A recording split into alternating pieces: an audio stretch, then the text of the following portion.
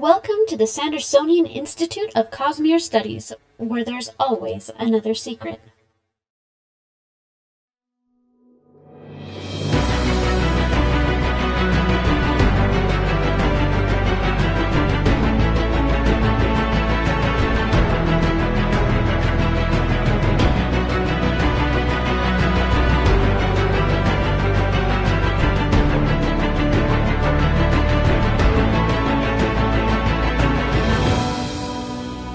Welcome back, Sixers, to another episode of the Sandersonian Institute of Cosmere Studies.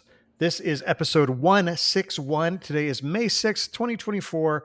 I'm Bill, and I'm joined, as always, by my precognizant co-hosts, Amy and Jordan. Welcome. Hello. I knew you were going to say that. Obviously. I knew you were going to... What? What? Before we get started, we do want to remind our listeners that the Sandersonian Institute of Cosmere Studies is not a spoiler-free podcast. It's really, really not today. That means if there's something in the Cosmere that you haven't read and you're worried about hearing spoilers, you might want to go read those first, then come back and join the discussion. Because tonight, we're calling an audible. We were going to be doing an episode on The Dog and the Dragon, but Brandon shocked us with surprise preview chapters, and obviously, that's what we're going to default to. So, we are discussing these two preview chapters from Book 5 of the Stormlight Archive, Wind and Truth. For those of you who listen to the podcast recordings or watch the videos on YouTube, we do want to remind you that it's possible for listeners to interact with us live via chat as we record each episode at www.youtube.com/Cosmere Studies. We record episodes every other Monday night, starting at 7:30 p.m. Pacific Time, 10:30 p.m. Eastern, so please join us and take an active part in the discussion. The show is made possible by the support of our listeners and patrons. It will, of course, continue to be free, but if you want to help us out, you can head over to patreon.com/Cosmere Studies. Even pledging a couple bucks per episode really helps us out as we work to improve the show. Patrons get immediate access to our Discord channel where you can talk about the show and the Cosmere with other listeners. We've got a great community over there, lots of fun conversations, and you'll also get early access to bonus episodes, exclusive access to other bonus content, and other good stuff. Also, I think there's another way now because do we have memberships open now? No, that will be next week. It'll be going up. Okay, they'll be going up next week. So yeah, YouTube memberships will be going live. So keep an eye out for that. Yeah, I'll talk about it a little bit when we get to my section. Well, cool. How's everything going? It's going okay. Yeah? Yeah, my board and batten is progressing well. We have to do the styles or the vertical parts for your what? The last section. So with board and batten, it like borders things, and it's called the styles. Is the what's vertical board parts and batten? Is Amy making up words again? Oh my goodness. Is this like Warbla? It's a thing. We're doing home decor. Part of it is done. Part of it is still yet to do. Where does the Warbla come in? Oh, Warbla's a cosplay thing, not a home improvement thing. You know, I think if you tried hard enough, it could be both. You said it's the styles. Oh, goodness. I think it's the same set of skills, isn't it? No. It's a very particular set of skills. You don't have to use big saws with cosplay. And I think if we don't stop teasing Amy, she will find us. She will where you live. Just you wait. There's going to be a thing with Warbla, and I'll be like, look, it's official. See? Yeah. One of these days, they're going to find me face up and just on my bed with a thing of Warbla stuffed down my throat. This is really whatever that is. This is an untapped resource of Batman villain, the cosplayer, the Warbla. Ooh, yes. Warblamus. No. But May the 4th was really fun.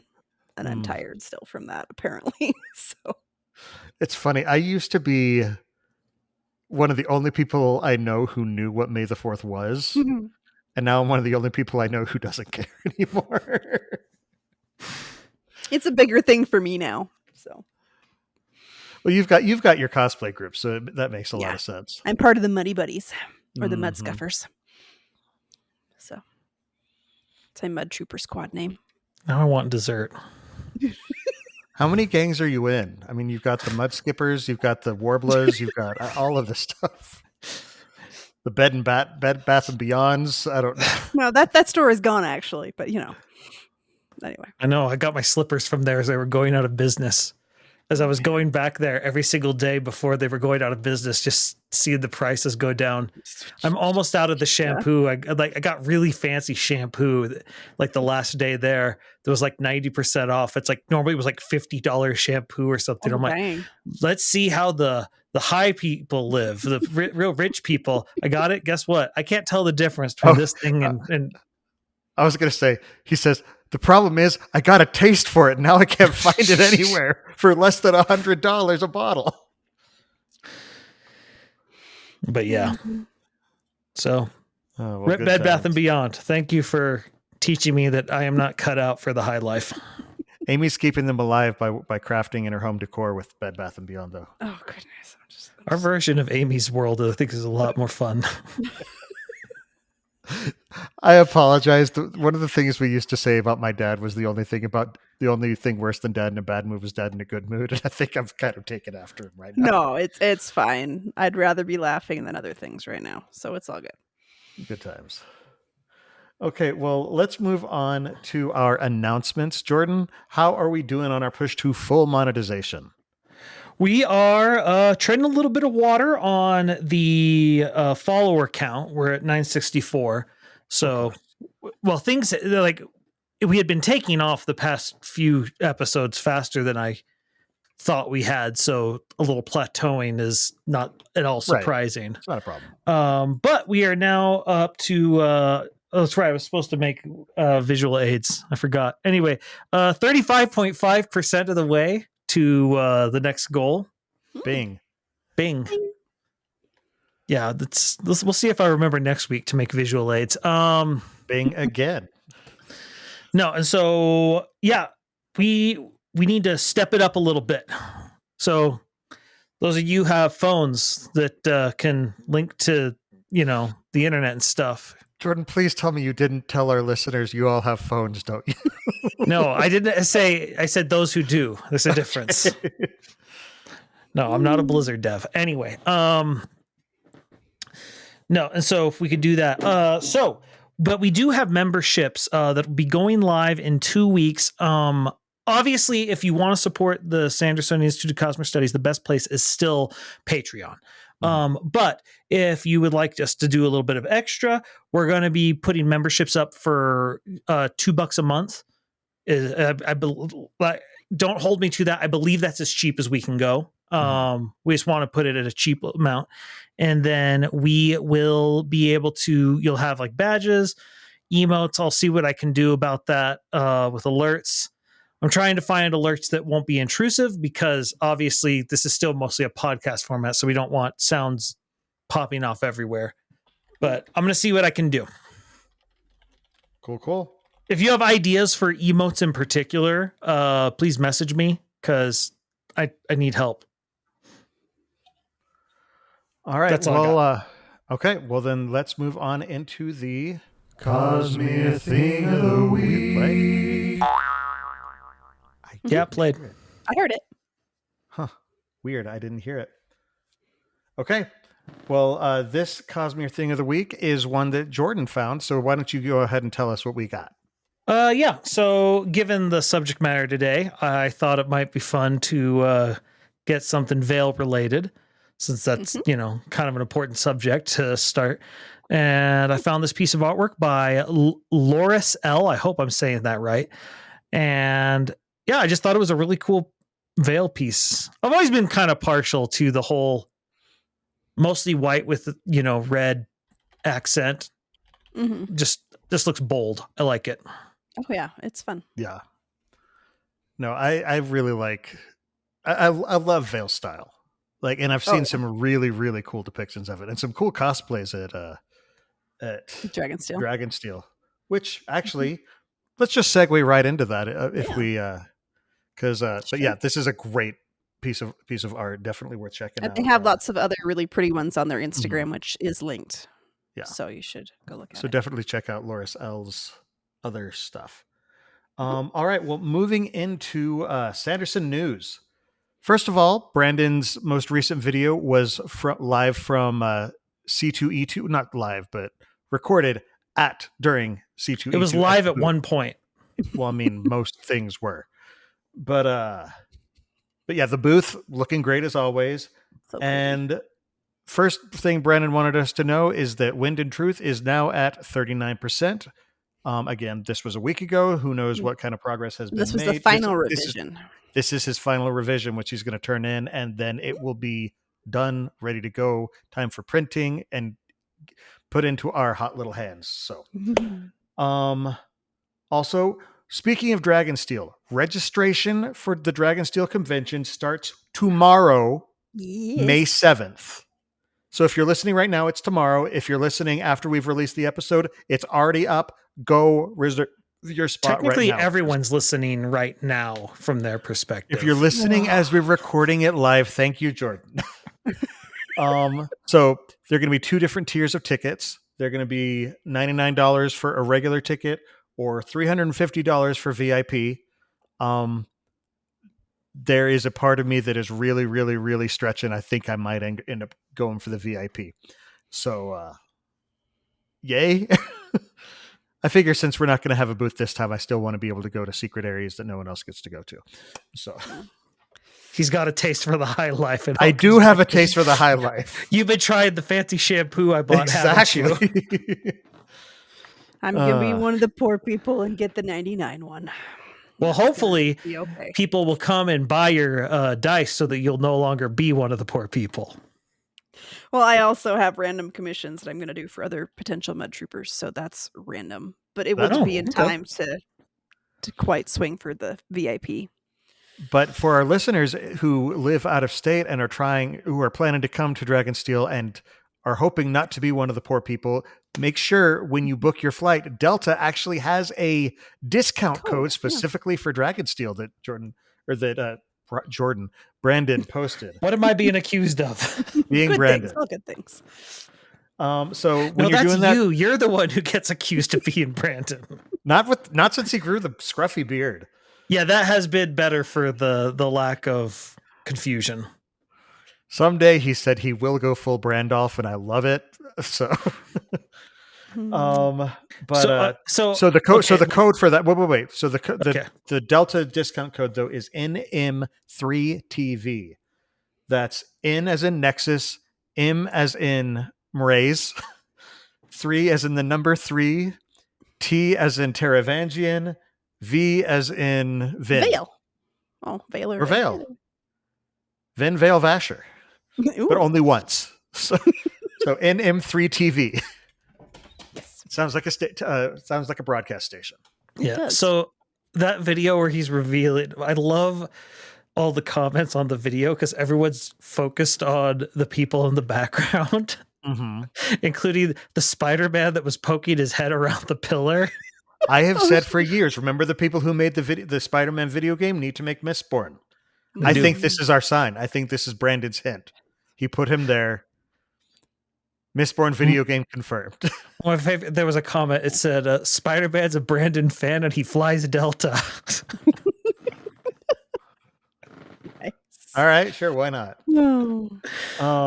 But the big announcement from that video is that Dragonsteel, the convention, is now officially being renamed. And I feel like it's really needed it because while Dragonsteel is a great name, it's also the name of his company. So it will now be the Dragonsteel Nexus. I personally think they should have called it Dragonspiel, but that's just me. It would have been fun, but then no one would know how to spell it. Because spiel is a hard word to spell. Maybe people would have learned how to spell spiel. They have We're trying to shove education into this.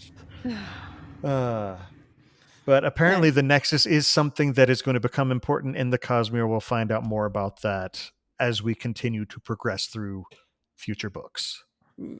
Yes. So he answered a question about that in his Q&A. Actually, apparently it's how you access Silverlight. They have a perpendicularity there. Yeah. They call it the Silverlight Nexus. Okay. Well then, there we go. Now we know.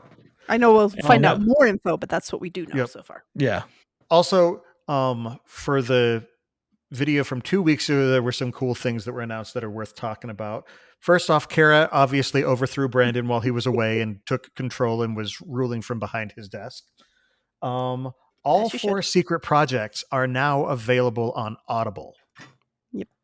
Big news right there, because Brandon went to war with Audible, and it sounds like it wasn't a decisive victory, but he came out pretty well. Yeah. And because he's working with us, he's working with them, and they made some major concessions. But that means that if you are trying to keep your entire collection in one place, you now can get the secret projects on Audible. Also, all of the Year of Sanderson boxes are back in stock. So they are selling those on the website. That means if you missed out and really wanted the Mistborn box, which sold out super quick, those are available. All of them are available. Yeah, I managed to grab one of the Mistborn ones. So I finally have that. There are some really, really cool things in these boxes. So they're definitely worth checking out if you... And apparently at C2E2, he had some of the stuff like separate from the boxes too. So you could just buy the bookends or just buy that's cool. different things. I know a lot of people were asking really about nice. that. Yeah, I love the bookends. Also, so at Dragonsteel Nexus, they made an announcement that they're going to have a board game library that is provided by SaltCon. I attend SaltCon every year. They've got a great library. So this is actually, if you like board games, this is pretty cool. They're going to have a big gaming room available there because, like I said, the library is great. So they'll also have a quiet room at the convention, and it sounds like it's going to be improved a bit from previous years by a group called Scenic View Academy, who work with autistic adults. So just a place where if you just need to get away from the hullabaloo of the convention, then you can go in there. Also, Kara showed a few of the plushies, like the round 2 samples of the plushies. They're looking so good. I am so excited for my cultivation sprint to come. Yes, Windle. And the backer pins look really, really, really good too. Or no, the pins look really, really, really good. And now there's a special backer pin for those who backed the crowdfunder. So yeah. So shall we move on? Sure. Let's to dive Shallan. in to Shallan and Salon of Wind and Truth. So it's all about a very just place where people style hair.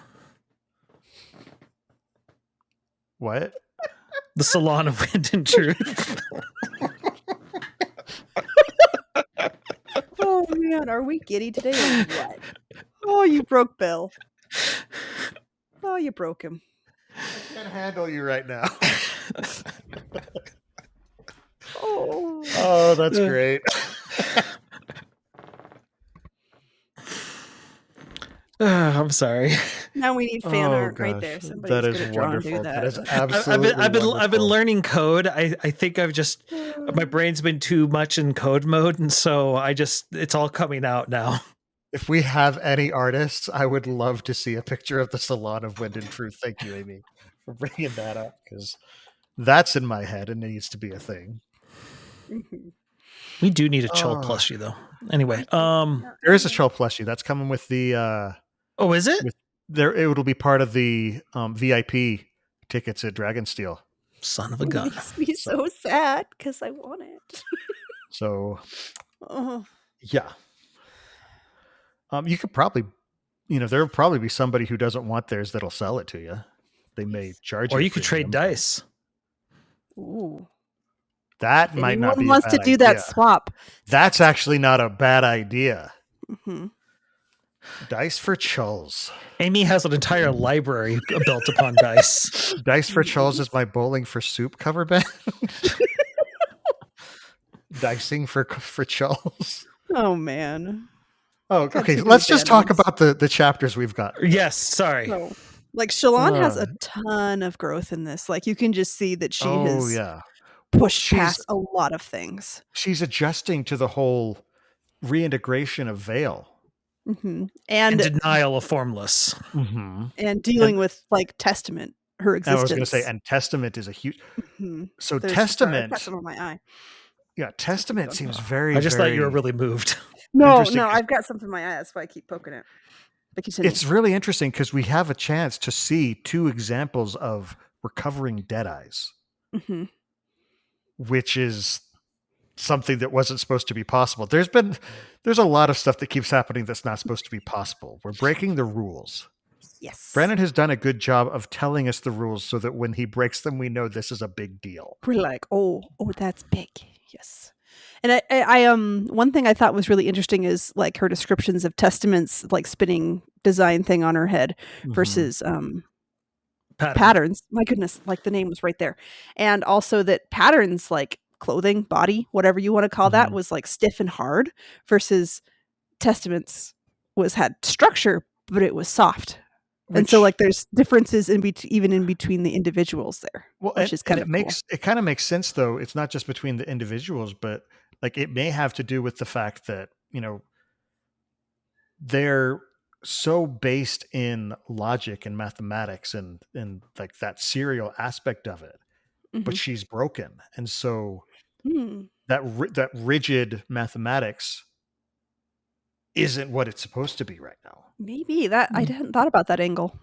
Well, the other thing, I'm glad you pointed this out, Amy, because I noticed it too. I don't feel like in the past, Brandon has used like how the pattern is moving of the swirls to sort of indicate emotion. Because I feel like he's always sort of visually had a hard time explaining it. But I think he's found something here with like the way it moves. And I love it because lore-wise, it makes sense now.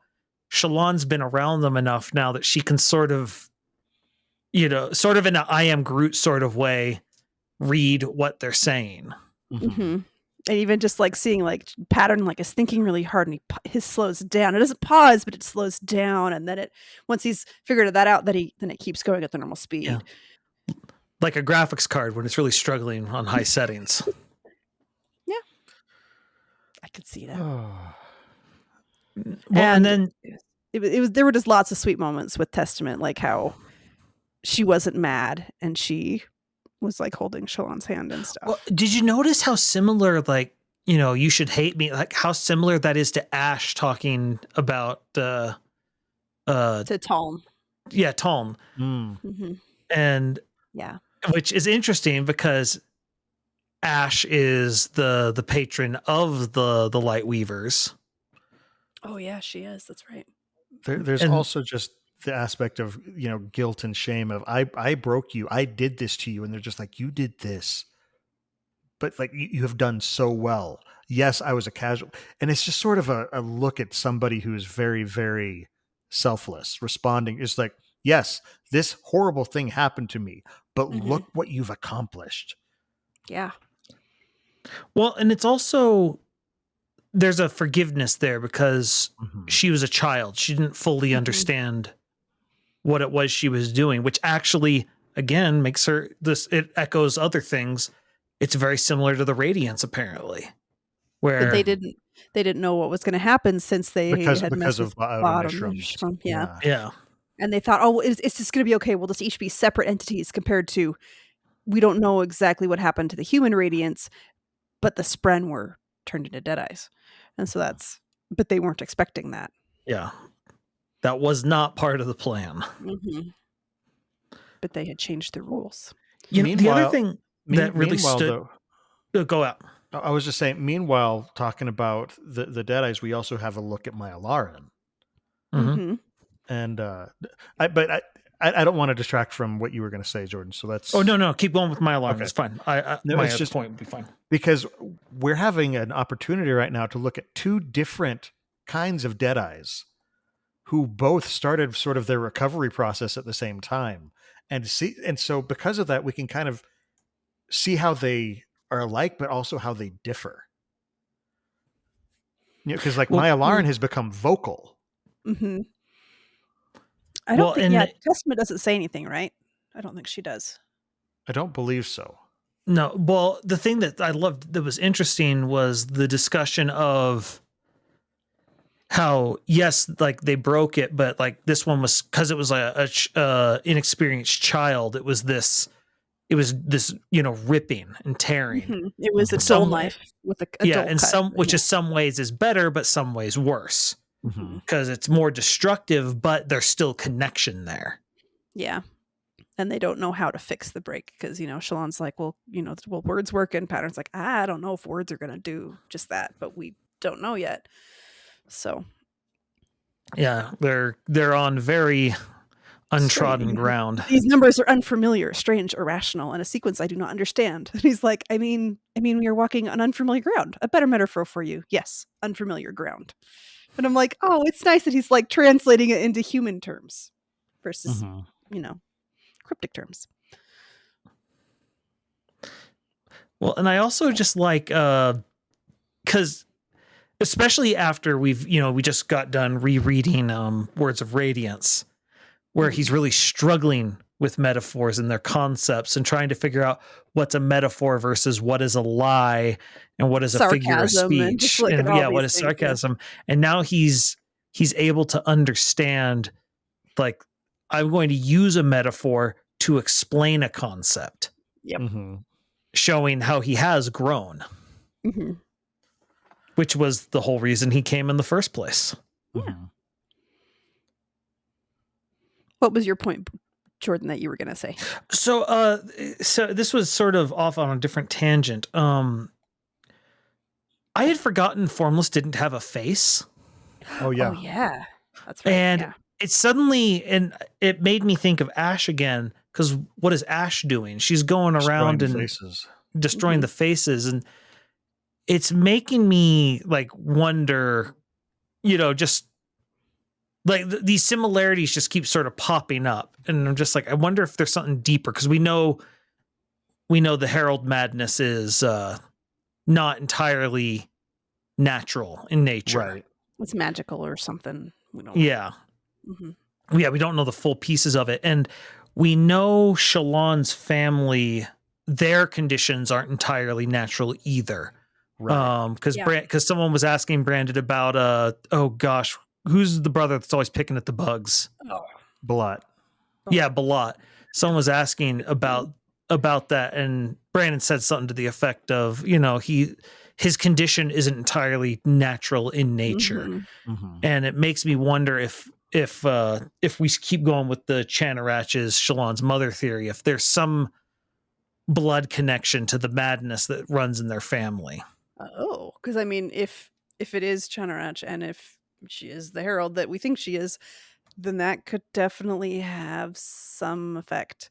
Because I mean, we know on Nalthis with Ciri and Vivenna, they have the royal locks because they're descended from a returned. So there may be a similar thing with the. I admit that. I like that. That's a really good idea. Because I was trying to think. I was like, who else is descended from somebody magically changed? Delicious. Returned right there. Yeah, no, that's better. Yeah. No, and so it was just one of those things that I don't know if I would have caught it if we weren't fresh off of Words of Radiance. Yeah. Mm-hmm. But which that is has kind of been yeah. I'm glad that we're going through those again. There are so many things that I keep catching, and I'm like, oh wow, how did I forget that? And I'm like, oh wait, there are books that are this big, and there's 4 of them, and then there's all these other books that are this big. There's so many details. Like my daughter's reading through she just did Secret History, Mistborn Secret History, and she's through Era 2. She's read she did Shadows of Self, and then we had her do Secret History, and then now she's on to Bands of Morning, and so she keeps being like, oh, there's this thing that's happening, and I'm like, remind me again, because I don't remember that. Need the like, cliff notes. Who is this small character? Oh, that's yes. Okay, I got the connection now. Has this happened yet? Okay, good. I'm trying to place where it happens because there is so much that happens. Oh my goodness. So, yeah, I don't have much opportunity to read anything else anymore.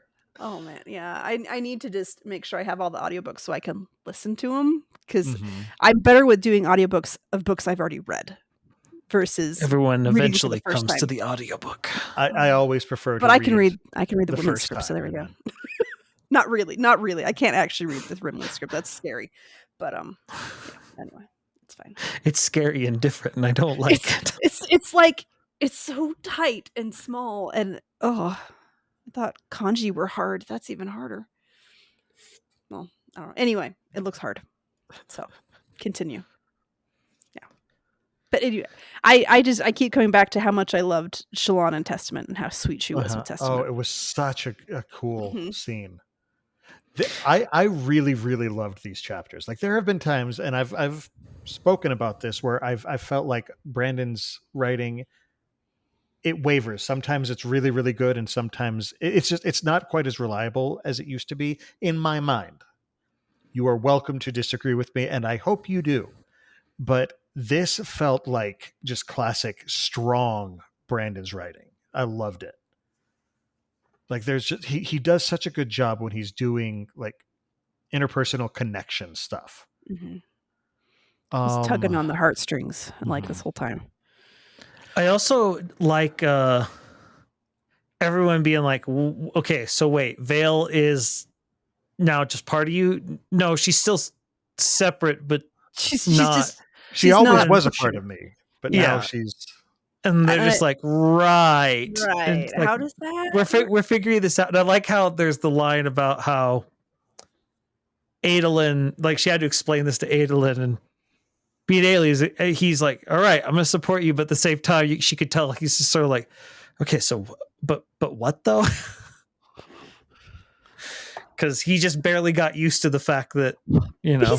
He's being a very good supportive husband, though. He's like, we're working with this. I'm helping you. We're doing the thing. Speaking of family members being supportive, they call her Lady Colin or whatever. Colin, yeah. Oh, yeah. Right. Radiant Colin. Yeah, Radiant Colin. And we have that little scene of her talking about how Dalinar and Navani like told her they want her in. And she just had that line that just tugs at the heartstrings. Like for her, it was the first time like somebody parents wanted her. Like the parents approved. Her. The parents had wanted her. Yeah. It's just like, oh, you're so broken. You know, after your mother tries to murder you and you kill her in self-defense, and then your father, you kill him as well to protect the rest of your family. After he's been abusing your siblings for years, you know. You may have some parental issues. Just this many. Just all the issues. Oh man. Anyway. But yeah, it was just such a good line. Mm-hmm. It really was. And it's just like you could tell she's emotional about it. Oh yeah. Especially because, well, remember her first interactions with Navani were not great. Navani was basically shunning her because she was the bearer of bad news. Yeah, you told me, hey, my daughter actually is dead. Cool. But didn't want to know that. But then you see Navani realize what was going on, shifting, and suddenly she's everything that Shallan has needed her entire life. Yeah, after getting back from the chasms and Words of Radiance, and she's like, no, you poor little thing, I will take care of you. And I'm like, I will mother you and you will be mothered. The mama bear is out. So. And Shallan says, okay. I'll pet you and squeeze you. And call you George. Yes. Canon. But, okay, so Kellic. Let's talk about Kellic. Oh, that poor bald little man who's so broken. I loved the visual of like Maya and Adolin are towering over him, and here's the little herald. I love how open he is at this point, because he's been so closed off, and he's just like, okay, here's what's going on. This is where my brain is. You cannot rely on me in these areas because I for whatever reason I can't do it. I am indecisive all the time. I cannot. Well, I mean, he helped found an entire secret society. Mm-hmm. Like, so to say that he's been closed off, like, I mean, literally, when Gavilar's dying, he thought it was either this man or Thadakar that had been the ones who had moved everything to get him killed. So that's what everyone else thinks of him. Mm-hmm. And then in reality, it's there's something else going on. Yeah. And he is not doing well. Yeah, we don't. Do we know how long ago he formed this thing? I don't think we do. Sons of Honor. Yeah, Sons of Honor. Because I wonder if he made it like decades ago or more, then he could have been still more cognizant and more capable. And then he kind of broke and the organization just kept going and he was just there with it, but he wasn't actually doing much. I would kind of like that just because then it also lines up with sort of my theory of what's going on with the Rosharan Ghost Bloods versus the Scadrian Ghost Bloods. But I mean, the other thing that just occurred to me is it might be that he was being propped up as the organizer of it, even if he really wasn't doing a whole lot with it since he is so indecisive. Because I don't know if there is any specific event that would have made him break so much faster now versus over the hundreds and hundreds of years previous. So I don't know why it would be more accelerated now versus before. But we don't have the information either way. Yeah. Well, the other thing that's interesting about him is like when he just sort of goes on a speech about how, what do you fear? And he's like, I fear options. But he's just paralysis analysis incarnate.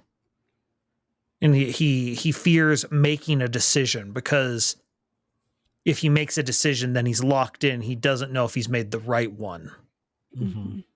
Which any engineer can absolutely relate to. No, I have absolutely felt that. No, I'm not an engineer, but I related. Oh, yeah.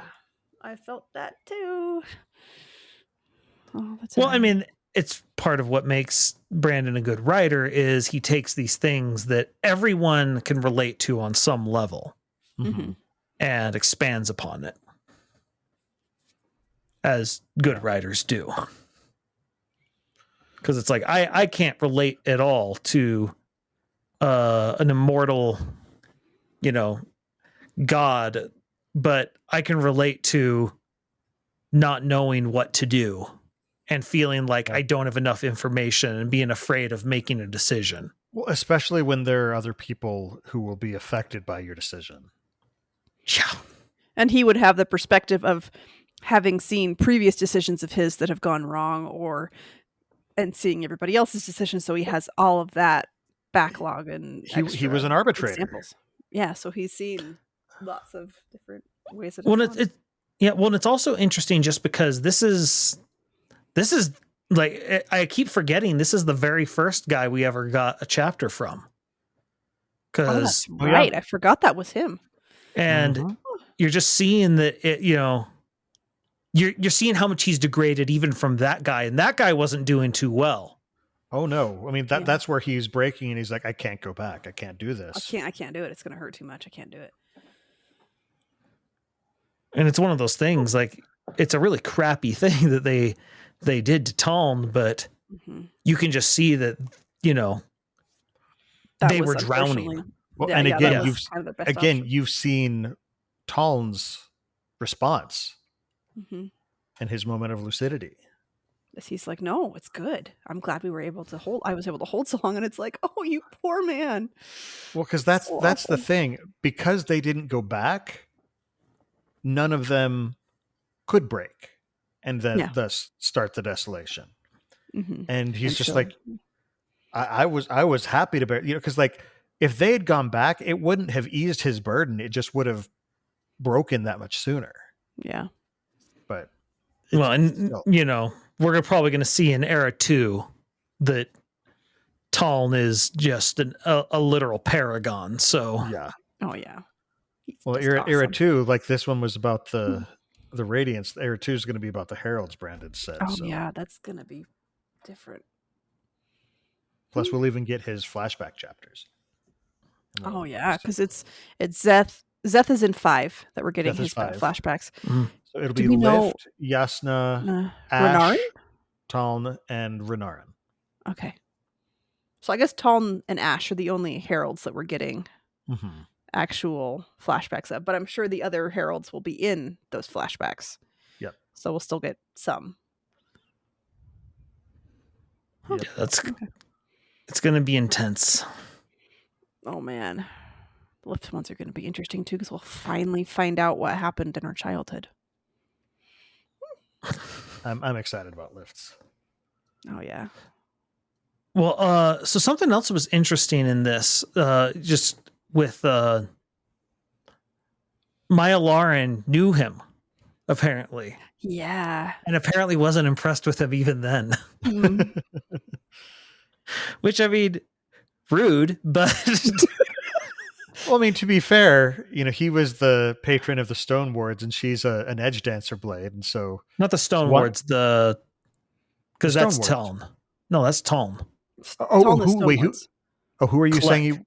Collect she wasn't Collect, impressed with. Okay, Yeah. I misunderstood what you're saying. I thought you were talking about Tom. No. Collect. I guess I don't remember that. I didn't take note of that. So yeah, and it was just one of those things. It's like not. So it's just like I wonder how much of this madness was showing already, even in those times. Mm-hmm. Because that's the thing that we forget with how old they are. It's like they were ancient before the Recreants. Right. Which would have been Maya's time. Obviously, because she's a Deadeye. Mm-hmm. And so it's interesting to see that. The other thing is the fact that she's now talking. And so whatever it is that her and Adolin are doing, because it doesn't seem like a radiant bond. And we now know that there's other kinds of bonds. Mm-hmm. Well, from Tress, they talk about the Luhul bond. The Luhul bond, right. Yeah. And so it's one of those things. It's like, are they forming a completely different type of bond? Yeah. I've seen people jokingly say that Adolin will be the blade and Maya's the holder. I've heard that. And I'm like, I mean, I don't know that he would do it, but it'd be funny.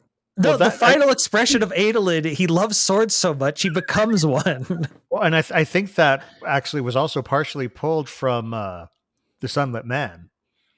Oh. Because we find out that Ox swore oaths as well. Yeah. So, I mean, that whole, it throws in things where you're like, well, I don't know. Who knows now? Oh, there's so much depth to the depths. So. Well, and then, okay, so something else. It's interesting because I keep having to remind myself that this is happening the next day. Mm-hmm. Yeah. Basically. Yeah. So for us, it's been, years. But for them, it's just like it's Tuesday. And I mean, we should have expected it. They're in the cognitive realm, which is basically their Fey world. So, yeah.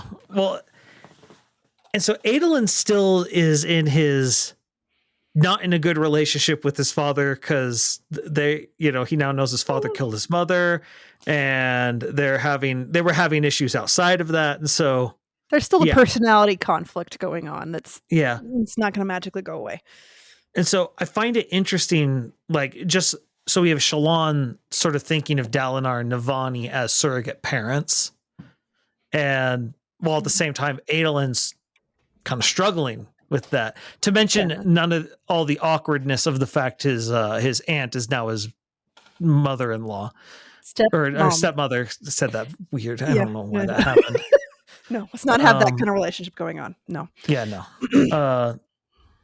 But anyway, and so I just found it interesting that while Adolin has this, tension going on, Shallan she has a much more warm thing going on, but at the same time, the respect is still there.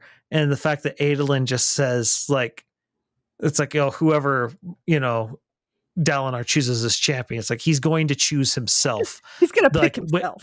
When the going gets tough, the Blackthorn muscles up. Yeah. Mm-hmm. Yeah. He will choose himself, and he's probably correct. Yeah, and that would be tough. It's a rough thing for him right now, but he's like, yeah, that's probably the right choice. Yeah. All right, we'll get into this a bit more in a little bit, but we should probably take a break right now. So we will see y'all in just a few minutes. Yep. And we're back. And yes, I do actually have new glasses. Thank you very much for noticing. Let's talk about chapter 2, as it were. So, first off, when she's talking to Kellic, they have come to a very, very interesting conclusion because we've learned finally where Ba-Ado Mishram is. Yes. Ba-Ado Mishram is in the spiritual realm. This was not on my didn't- bingo card. Yeah, did not have that on the bingo card at all. I didn't know you could do that. But apparently you can. I didn't know that we were ever even going to take a peek into the spiritual realm. Yeah, no, I thought the spiritual realm was going to be like the beyond, where Brandon the has only specifically said that the beyond and the spiritual realm are separate. you would no, but I just meant like in that the only time we'd ever see it is sort of like from the perspective of the shards with their infinite view of all things. Because like the only time we've ever really looked into the spiritual realm are when like from Kelsier's perspective in Secret History when he ascends, Vin's perspective when she ascends, Taravangian's when he ascends, and Dalinar, I believe, a couple times has peered into it as part of being the bondsmith. Well, I mean, when he does his ripping open the perpendicularity to like that's the spiritual realm. Like that's where the juice is coming from. Mm-hmm. And so it's just one of those things. I never thought we were going to do something like this. Well, talking about the spiritual realm makes me think of like the first thing that comes to my mind is the cognitive realm on Cell. You know, where you've got two shards who were just shoved in. So it's like this just flood, this storm of investiture, power, and everything. Yeah. And so I'm just thinking, can we go to the spiritual realm and not be shredded, essentially? It almost makes me think of Inside Out, where they're going through that. Oh, the abstraction machine. Yes. Thing, like it makes me think of that. Is it going to be something probably less goofy than that, but like something like that? Where I hope it's less goofy than that. Because it was hilarious, but it's a totally different feeling for this, I'm sure. So anyway, that just popped in my head. I was like, I wonder if it's going to be. That's how I kind of picture it in my head. So, yeah. Well, it's so funny because, for a long time, the cognitive realm felt kind of like untouchable and unknowable. And now we're just chilling in a city in the cognitive realm, just like, oh yeah, look, look down. That's sideways. Yeah. And I like how she made the comment about the artist, and she's like, I wonder if they were talking to Spren. Saw these abstract artists who could figure out how to do these weird perspectives, and that's where they got it. Because, But I'm just noticing that like the way the cognitive realm was to the humans, that seems to be how Pattern is responding to the thought of going into the spiritual realm. It's just like, wait, the what now? Oh my goodness. I do love his line where he's like, when they say this, she's like, well, we're going to have to go in. And he's like, though I know what I said when I said I was sure you wouldn't get me killed. Yes, I should like, he declared, to make a retraction. It's like, yeah, maybe you will kill me. We'll see what happens if we're going there. So just not for the reasons he originally thought. Anakin, I fear you're going to be the death of me. That one hurts. Oh, I'm sure it'll be fine. It's all good. No problems there. Yeah. But no, I did not anticipate that. We have faces appearing again in Shallan's artwork, and we're finally addressing something that there has been a lot of speculation on, which is what the heck Shallan does. Yes, that she's tapping fortune. Yeah.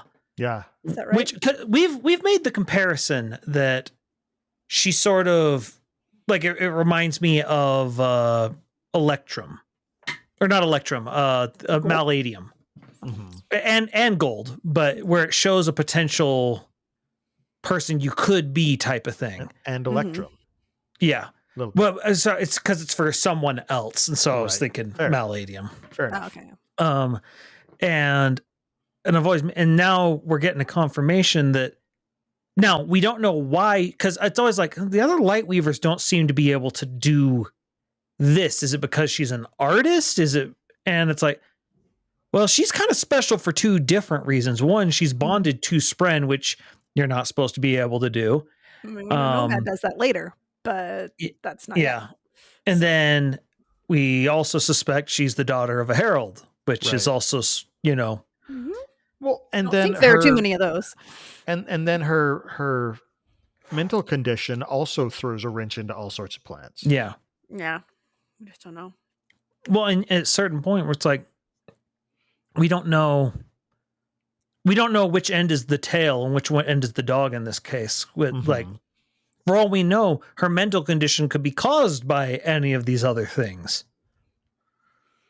And so who knows what it is, but it's interesting to me that because when Collect's telling her, it's like, this wasn't supposed to be able to happen. Mm-hmm. And, there's all these things that didn't happen back when Honor was around because the rules were more strict back then. Because we've also had the Stormfather saying things like that. It's like, these things should not be possible. Right. And just without Honor there, the rules are just much more lax. There's no lifeguard watching the pool. I just had a thought. So you were saying like you weren't sure where her condition was coming from, and I don't know how Sanderson's gonna resolve that, but I think he's probably gonna have to be super careful in how he addresses that, because people who have DID, from what I know, don't always see it as a bad thing. Right, but he's also very explicitly stated this is a magical version of this it. This is not just DID. There's other stuff. I know. I can just see him wanting to be very careful in how he does that. And we've already seen in I think this was the first chapter of the two, but where she's talking about how explaining to Pattern like healing isn't an event, it's a process. It's a process, yeah. Mm-hmm. And so at no point would I expect it to just be suddenly like, and then magically everything's better. You're better. Yeah, it's like I could see that being taken very poorly by some sensitivity readers or anything. So, well, anyway, I just think like sensitivity readers aside, it's to me it's more about that's just not good storytelling. Like it's just like you don't just magically get better from things like this or get over it. You don't magically get over I killed my mother. Well, it's like when on a more physical version of it, it's like when you're watching an action movie and like the hero gets shot with an arrow and then suddenly they're up and brawling with, three guys and they've ripped it out and it's just fine. And it's like, that would cause major trauma to do that. So it's just like, I don't know. Well, but it's one of those magical movie arrows that doesn't hit vital organs when it goes through you. Yeah. No, the bigger thing here is just the fact that I love her explaining to Pattern, trying to get him to understand that this is this isn't going to be something that's easy or sudden. And Pattern, who's a Spren, and Spren being much more physical, or not like the physical manifestation of fundamental forces, and they're just one thing. Just his line about it's like humans are squishy, not just the bodies but also the minds. It's like, oh yeah, you guys, you don't function the same way we do, and it's like, oh yeah. Well, and you notice that Testament is a little bit more squishy. Which makes me wonder, like, if she's still more in the physical realm, even though she's, manifesting here. But I wonder, since she's a Deadeye, that she's more based in the physical realm, which would make her more, I don't know. The idea is forming, and it's not 100%. I feel like the opposite would be more true. I feel like most of the Deadeyes tend to be more present in the cognitive realm. Something else that was here that finally got confirmed that I had been wondering about, because I'd been wondering about which sword did Shallan kill Tin with. Oh, it was Testament. Do you know? Wait. Well, we now know it's Testament. Because she wasn't progressed enough with Pattern for Pattern to be a blade. Because Pattern in the chasm, that was Pattern, right? Yeah, I think so. I believe so. Yeah, and it would have to be because because Kaladin's not bonded at that moment, so he wouldn't hear the screaming, would he? Well, we don't know because both were true. Yeah, because if it's that's a bonded blade, which if it was, because I always thought that if it's a radiant whose spren is still alive and not a deadeye, that if another radiant is given permission to hold that sword, they're not going to hear the screaming. And Right, I don't know how Testament plays possible. into that. That's possible. But remember, at the same time, though, Syl was, quote, dead. Because so he wouldn't have heard the screaming. Oh, But we know she wasn't actually dead, but we also know Testament isn't actually dead. So it's the quotes. Yeah. So I wonder, yeah. So we still don't know about the chasm, but we know Tin. If someone asks Brandon a question, ask about that. Clarify that for us. That'd be really nice. Shallan's over here juggling swords. That's the other thing, is just the fact that she now has 2 swords. She can dual wield. Yeah, she can dual wield, which the only other person we've seen do that is Amaram. No, in his fight with Kaladin, because he's wielding his honor blade, and he's wielding the honor blade that he stole from Kaladin and from Helleran, and he's wielding the one that Dalinar traded to buy the Lives of Bridge 4, because he inherits it, because he's now the head of Sadius's house. And so actually, because it was a beautiful moment. It's like these 2 blades that are like the 2 most important swords in Kaladin's life are coming for him. And he's like the whole line about like one murdered friends and one like was sold to purchase their lives. The one that put him into slavery and the one that brought him out of it. Man, I forgot about that. That's crazy. Yeah, it was just one of those lines, like he says it. There was another one that Brandon said. I can't remember who. It was this one time. I think it was like Kaladin descending, and it's like he said something like coming down like a testament or something like that, or it was some like intense line. I'm just like, oh, it's so good. I'm just waiting for Pattern to decide he needs a human name, to change his name to William, and then Shallan will do a will and testament. I'm down. I want it. No, I'm gonna go with no, because William does not fit on Roshar. Just does not. What if we spell it with a Y somewhere strange? What if we do the Welsh spelling, Gwillem? Oh my goodness! No,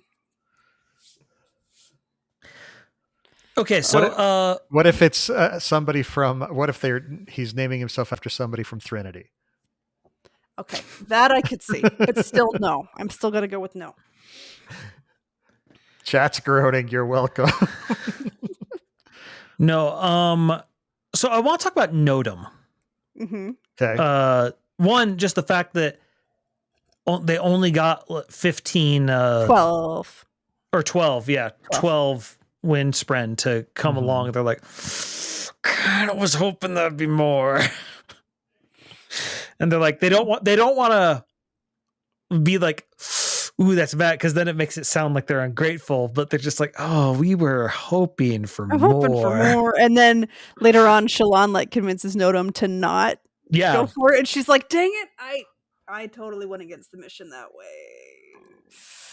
But you got to go with your conscience too. Yeah. Well, and especially for honor spren. Mm-hmm. Like you can't have honor spren because they already are weird about how they do things. They need to be committed.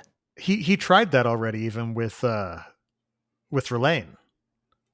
Yeah, and he was going to have them, and no, not Nodum, but with a Windspren. He was like trying to bully one of them into it, and Relaine's like, "No, I'm not gonna do that to the Spren." Yeah,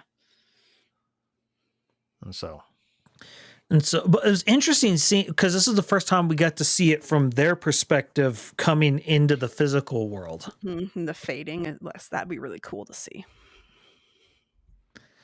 But no, it was interesting because the thing that was interesting is it's the problem of, for the Spren, it's especially those in lasting integrity, it's still their problem.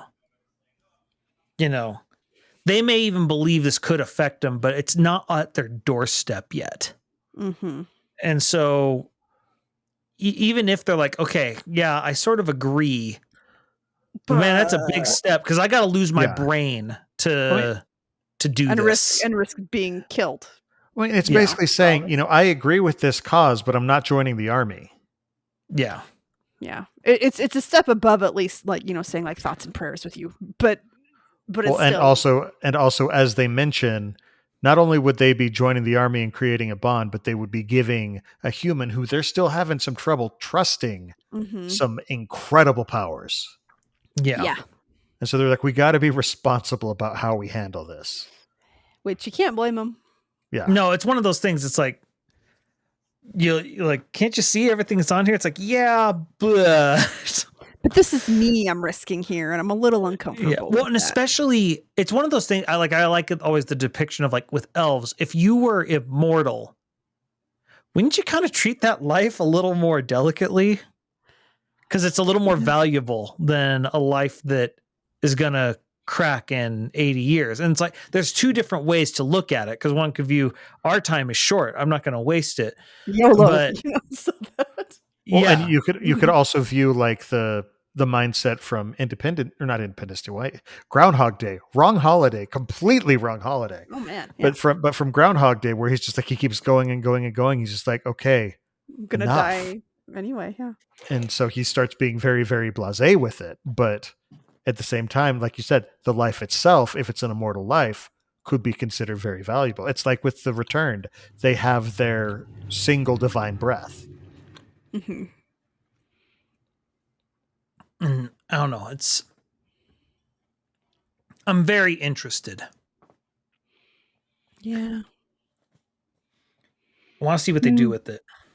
Mm-hmm. But I don't know. His perspective was just very interesting because it's not a perspective of the war that we get. I also just like seeing him confront his shame at the fact that he almost betrayed them, despite the fact that Adolin was protecting him with everything he had. Yep. I also like how he kind of questions, just like, or is it him who questions? Somebody questions, just like, do we need more Windrunners? I mean, it was Nodum. He's the war may be over, right? He's like, do we even need them now? Isn't the war soon to end? And she's like, yeah, but even in peacetime, having a Windrunner is really helpful. And you can tell it's a little bit of him trying to cope and trying to justify not. But he's like, well, you don't need me. I mean, yeah, but it's one of those things. It's like, you won't need it. War's about to be over. It's like, but is it though? Yeah.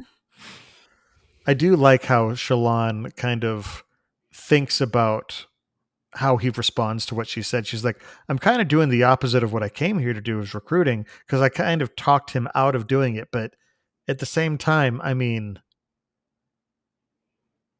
we don't want to make him do it if it's not something that he's actually able to do. Yeah, there's the line that Radiant approves of him going, but Shallan notices and hesitates. So, well, and it's also part of it's also just, if you're going to war, you can't go to war with half-hearted soldiers. Right. Mm-hmm. That's dangerous. Either they're cannon fodder because they're not committed and they don't train well, or they desert, or they're just not. Or they get away. Yeah, it's all, there's all sorts of problems with it, and so you need a lot of training, and they don't have time for that, and so I think it's also strategically viable as well. There's an argument to be made there, but it makes sense to me why Radiant would be like, no, it's fine. Well, Radiant is our paladin of the group. She's the lawful good. She's practical. And she's like, this is how we do it. Very, very rigid, and Shallan's a little bit more nuanced. Mm-hmm. I do think it comes from being, how she makes her disguises and her undercover work is, you get very good at seeing things from other people's perspective. Mm-hmm. As an artist, perspective is key. Well, I mean, heck, isn't that's literally the start of the chapter, is her changing her perspective so that she doesn't lurch. And then it reminded me a lot. It's like, it's interesting because it's a very different angle from which she's approaching it, but that was one of the first things Kaladin had to learn as he was mastering his powers was changing your perspective so that you can, because you're just constantly changing which way gravity's pulling you. Yeah, it's like interesting. now this is the floor. I hadn't even thought about it, but that makes lasting integrity really a perfect Windrunner Spren city. Yeah. They live that way. Yeah, that's true. I had thought of that. I never thought about it. I had always sort of assumed that was sort of the reason why. Probably, but it didn't occur to me until you said it. Yeah. I just thought it was Brandon trying to be all mind bendy. No, I always thought it was because to honor Spren, especially if your powers are all based around gravity, it's like down is where you choose. The enemy's fate is down. Yeah, well, so why not just build a city that goes straight up? Yeah. No, I liked getting a little more of Godeki as well. At least I hope that's how you pronounce his name. Godeki. Yeah. Gudeki? Okay. No, Godeki. I was. Oh, okay. I don't know. I don't remember hearing it pronounced, but that's how I say it in my head. I don't know. I just liked getting a little bit more of him. Because we saw him like heal Lift or something like that, or he healed. We saw him heal someone. Yeah. Yeah, it was when Kaladin and Moash faced off in beginning of Rhythm of War, I believe. Yeah. I think it was in Hearthstone. Anyway. No, I'm hoping to get a little bit more of some of the side characters this time. Even though it's like, all right, we have to get the Contest of Champions. We have to get Ashar. We have to have Zeth go on his crusade. We have to go to the spiritual realm. Go to the spiritual realm. Wit needs to train Dalinar. And now to be fair, Brandon, could you also fill out the side characters for me, Brandon?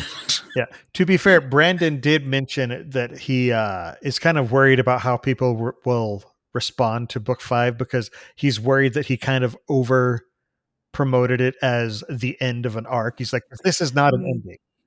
So this is like a season ending. It's not. Yeah, so there are some things that we may not see, like the whole Ba'atum Mishmat room thing, that may not get resolved in this book. Who knows? That was going to be bad if it. Knowing Brandon, we'll solve a completely different problem, and everything else will still be an issue.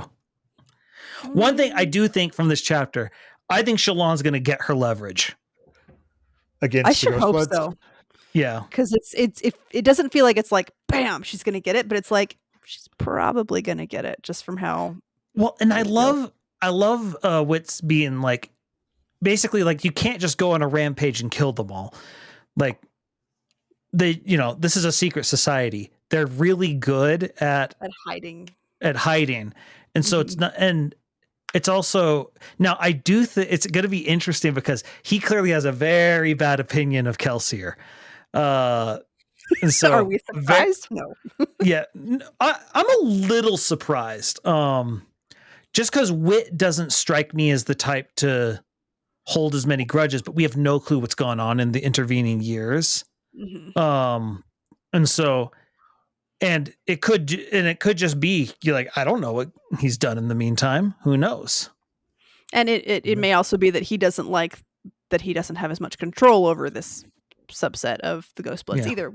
There's lots of possibilities there. Well, and the other thing is, who knows? Maybe he just still holds a grudge for him destroying the perpendicularity to Scadrial that was easy. He may be a little grumpy about that, yeah. So who knows? But because that's the other thing. It's like Wit himself has told us not to trust him. So it's one of those things where it's like, well, Wit seems to be, oh, wait, he told us not to trust him. Crap. I need to remember that he told me not to trust him.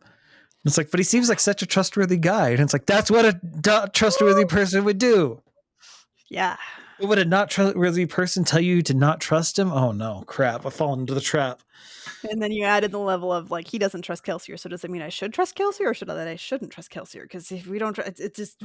I think the safe thing to say is to not trust either Hoyd or Kelsier. Let's be real. Probably. I should clearly not choose the one in front of you. Yes. And that's what it feels like. And look, I'm obviously biased towards Kelsier, and so, but I'm very interested to see what he knows. I also, sorry, this is another side thing. I love the thing of the Sion and her. It's like this weird spren that has a weird symbol at its center. Mm-hmm. For a second, I was like, Spren. Oh, okay. Sion. That's right. We're good. I mean, kind of. You wouldn't know what else to call it because, like, it is a spren of sorts. Yeah. It's just the it's a Celish variety. Yeah, it's a splinter of a god. It just feels they weird. form bonds with them. It's absolutely. I'd be interested to find out what type of bond that is, though, because I think it's I think it is an ale bond. Except you don't get any powers from it. You right, get a but that's because talking, cognizant Zoom call. Yeah, but that's them, and apparently they can do that instantly across all distances, even ones that are on galactic scales, which would be really handy. Yeah, no roaming charges at all that we know of. No, man, not yet. Anyway, until you get the telecom companies in here. Oh goodness, we don't need that. Yeah, Brandon says the bonding is basically the same mechanic regardless of the world, just with different flavoring. Roshar isn't the only place where the bond gives powers. It's a matter of what's stuffed into the soul and how. Stuffed into the soul. Fills the cracks. That sounds like an inspirational book of stories. Yeah. Well, and then the other thing that was interesting just about that entire scene of them talking to Wit is just the fact that Wit's telling them, hey, I'm going to have to train Dalinar, so... Peace, gotta go. Yeah. And it's like, yeah. Because, I mean, literally, who else can tell him anything? Mm-hmm. Because the Stormfather isn't even certain what they should be able to do anymore because all the rules are wrong. Yeah. And he's the only one who has any experience. Now, we do know, because we do know he got tricked, like that he was successfully tricked. And he knows he got tricked because we saw that other scene where he knows. But he doesn't know what he was tricked by. But he knows at least that something is off. Yeah, that something's off. And so I'm going to be very interested to see if he's prepping him for race and telling him who the type of person race is. Because it's still... Well, it's just because there's no reason for him to assume it's someone else. Mm-hmm. Yeah. Because Zeth doesn't know anything went wrong. No, Zeth doesn't know anything went wrong. The only person who knows anything happened would be Nightblood. And there's no way Nightblood even understands what he did. He got a really big snack. Yeah. And it made him tired, and it was great. All he knows was some old man drew him, and then he just said, destroy! Yeah, the only other person who could spill the beans is Cultivation, and who knows what her plans entail. Yeah. You know, there's one person actually who does know that could spill the beans. In theory, Ja-Anat should know. Because her two Spren were who she sent. Remember, they were in glass things that Renarin gave him. That gave Taravangian, and that's what drew Odium to race specifically to Taravangian on that night. And even then, if she's connected to Odium in either form, she should maybe have an inkling of what's going on. It implies that at the very minimum, Renarin knows something's up. Why did he hand those things to Taravangian? I don't remember that. He doesn't even really know. I remember. I remember he's just like, I don't know what I just know I need to give you. I know these. I'm supposed to do this, but yeah. Yeah, and I want to. It's one of. I've never really thought too hard about it, but why did Renarin do that? Was it a vision? Did his Spren tell him to do it because his Spren was working on behalf of Ja-Anat? I don't know. Ja-Anat throws in all sorts of interesting twists. Like she has her own agenda too. Uh-huh. Yeah. And we don't know what it is. That's a good question. Shu Manchu in chat asks, do you think any of the other shards know about Race dying?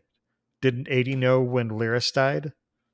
I think they probably would, but I don't know if they would be communicating with him. I guess if well, we know that Wit has been talking to oh goodness. Frost. And also Harmony. Sazed. Harmony. So Sazed could potentially tell him something happened. But I don't think we don't know. I don't think that's a good comparison, unfortunately, because he knows when Laurys died because 80 They're was connected. the one killing him. Well, and 80 and Laurys also have an odd sort of connection. Yeah. Well, it's just because, but 80 specifically was trying in that moment to kill him. And that's when Kelsier, the last moment, was like, well, crap, and broke the glass of the connection juice to force an ascension. And then 80 laughed because, like, oh my goodness, this is hilarious. You is preservation. It's like, well, someone's got to do it for a minute. So, and it's like, it's a rental. Just hold it for a minute. I'm just keeping the seat warm. Yeah. Just try not to break it. Yeah. Oh man. I do like the really question. go ahead. Oh, I was sorry. I do like the question in chat. It says, I wonder if it's like how the heralds felt each other die, which, we did see that. Yeah. Yeah. No, the only other thing that really stood out to me was I really just liked Wit's conversation where he kind of is boosting up Shallan and saying, like, that, yeah, it was heroism when you dealt with Formless and all those other things, and that there is darkness, but you chose to not do it. So, yep. I just liked that. Well, exactly. Like she's thinking all I did was nothing. He's like, exactly. And that was the hard part. Mm-hmm. Sometimes doing nothing is the hard part. Sometimes it's all you can do to get out of bed each day. And if it's your victory, then it's your victory. Without burning everything around you down. And she just was like, no, I'm not going to do that. And that was a very, very specific decision that she made. Mm-hmm. Well, it's because the whole point of being a Radiant is, what's the first oath? Journey before destination, life before death. Formless was a rejection of that. Formless was, I will do the pragmatic thing because it is easier than doing the hard thing. So like what Moash did. Yeah. Like it keeps coming back to that style, like Dalinar, Moash, Taravangian. You keep seeing these people, like that's the decision everyone keeps having to make. It's also making progress on it. It's kind of a theme. Stagnate. Yeah. Just a little Keep bit. going. Mm-hmm. Oh, yeah. These are some good chapters. I'm very, very eager to see the book released after this. Because, like I mentioned, there have been times where I've sort of wondered if Brandon's writing style has shifted to the point where it's not always my favorite anymore. But this is just very clear example. Absolutely what I want. So it just has that punch to it. It really does. No, all right. Well, I'm looking forward to more of this. I am too. Okay. Well, to our listeners, we love hearing from you. So keep on sending in your questions. You can ask us about the Cosmere. You can drop us your ideas for topics you'd like us to discuss during the show. And while you're at it, we would love to hear your feedback about how you think we're doing, as well as any interesting theories you might have about what is going on in the Cosmere, because holy cow, a lot is going on in the Cosmere. You can send all questions and suggestions in a brief, concise email to cosmerestudies@gmail.com, and hopefully we could read that as part of the show. You can also reach us at the Sandersonian Institute of Cosmere Studies, P.O. Box 970063, Orem, Utah 84097. We've got our own projects outside of the podcast, so Amy, why don't you let us know what you've got going on? So my Facebook is Coincidence Cosplay and Props. My Twitter is @CoincidenceCosp because my name is too long. My Instagram is @coincidence_cosplay. My TikTok is @coincidencecosplay. And my website is www.coincidencecosplay.com. It's a lot of C's. Anyway, so I have been doing a lot of Star Wars content recently because I finished my Mud Trooper, so that was kind of a big thing. I have a whole bunch of random Twi'lek videos that I'm going to be putting up on TikTok. I need to actually figure out how I can actually like post things on Facebook and Instagram again, because I have tons of pictures I could put up. I just need to actually do that. But that's my plan, is to do a bunch more of getting the backlog of all my cool stuff that I've been hoarding and share it. So it's going to be random and whatever. But yeah, so I'm just catching up on stuff. I have kind of commissioned myself that I'm going to make some more Mud Trooper jackets and pants, because everybody thought we were really cool at the May the 4th event. So now a bunch of people want to be them too. So yeah, so that's kind of Get them dollar bills.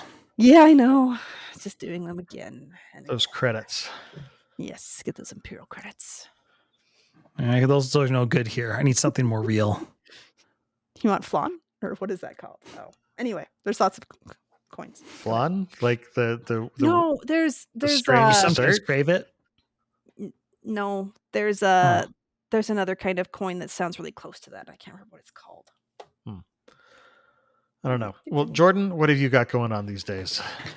Oh, well, I'm not searching for jobs. I'm also streaming on Twitch and Kick. Specifically, we're going to be changing up some of my my streaming order. We've been doing Video Game 20 Questions, which we are loving, by the way, but people were finding Tuesday night to be a little difficult for them a lot of the time. So we're moving our more game show stuff to Saturday mornings when people are more open, because we're looking for people to be able to participate, because that's sort of the point of an interactive game show. So Saturday morning, if you haven't had the time, I want you to come by and do Video Game 20 Questions with us. We're looking for more contestants. So come on by. I think you'll enjoy it. But Tuesdays will now be our tactics game. So I'll be continuing my gameplay of Fire Emblem Awakening this Tuesday. Cool. As for myself, I do have another podcast. It is just about to end, unfortunately. For the past 4 years, my friend Dylan and I have had a podcast about board games called The Innkeeper's Table. Last week, we released our penultimate episode before we take an extended and possibly permanent hiatus. So all we've got left is our final episode that we're going to be doing next week, which will actually be next week is going to be our 4-year anniversary. So our most recent episode, though, we did a top 3. It was our top 3 hidden board game gems. Yes, this was inspired by an idea that Jordan put forward to me for a different podcast that he and I do. So definitely check that out. The backlog is up there, and I'll keep it up for a while still. So definitely go check it out. There's some good episodes on there. I'm proud of what we did. For those of you who want to support the Sandersonian Institute of Cosmere Studies, but you can't become a patron just yet, we would love it if you would just let your friends know about the show. Don't forget to subscribe to the podcast, to like and subscribe over on youtube.com/Cosmere Studies. And if you want to toss us a good review wherever you listen to us, we'd love that. Post a comment on the YouTube video. Just any way you can engage with it really helps us out. Also, you can head over to store.streamelements.com/Cosmere Studies and you can buy our merch. All right, final thoughts. It is calamari flan, so it is an actual thing that's called flan. Is the kind of fake money. So it's flan made out of squid, huh? Since it's on Mon Calamari, that makes sense to me. Yeah, anyway, so I was like, I could have sworn it was flan. It is. Was that your final thought? No. I really liked these chapters. It makes me happy that I cosplay as Shallan. I need to do it more. I'm looking forward to wearing her again at Dragonsteel. So, why did that sound like something a serial killer would say? All right. No, I'm looking forward to see. I was looking forward to Ba'Oto Mishram stuff. I just did not expect that we were going to be going to the spiritual realm. So I am looking forward to that. Oh man. Yeah, I really like I love these chapters because I feel like, especially with these Shallan chapters, Brandon has specifically picked ones rather than chapter 1, chapter 2, chapter 3. This is, I'll give you a little bit of this. And again, he's sort of weaving the story for us. And I really enjoy that. Let's see. In addition to the live episodes of the show that stream on youtube.com/Cosmere Studies every 2 weeks on Monday nights at 7:30 p.m. Pacific Time, 10:30 p.m. Eastern, listeners can find our videos on YouTube or audio versions of the podcast on Apple Podcasts, Spotify, and just about any other service that carries podcasts by searching for Cosmere Studies. You can also follow us on Twitter, Instagram, TikTok, and Facebook under the profile at Cosmere Studies. For our next episode, we're going to be taking a look at the Unmade with a bit of an emphasis on Ba'ato Mishram. Definitely some interesting breadcrumb trails to follow after these chapters. So make sure to join us when we stream it live in 2 weeks on Monday, May 20th, 2024 at 7:30 p.m. Pacific Time at 10:30 p.m. Eastern at www.youtube.com/Cosmere Studies. Until then, on behalf of Amy, Jordan, and myself, thanks for listening, and remember, there's always There's another secret.